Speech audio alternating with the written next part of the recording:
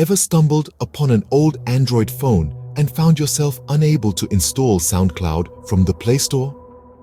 Well, don't let that dampen your spirits, because there's a solution to keep the beats flowing.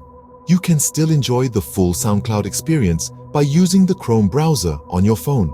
Begin by opening up the Chrome browser on your Android device. The world of music is just a few taps away. Now, navigate to www.soundcloud.com. This is where the magic happens. If you already have a SoundCloud account, simply sign in. If you're new to SoundCloud, don't worry. Creating a new account is a breeze. Just follow the prompts to sign up. Once you're logged in, the musical universe is your oyster. Browse through countless tracks, explore new genres, or stick with your favorites. It's just like using the SoundCloud app, but without the hassle of installation. So, to recap, all you need to do is open Chrome, visit www.soundcloud.com, sign into your account, and voila!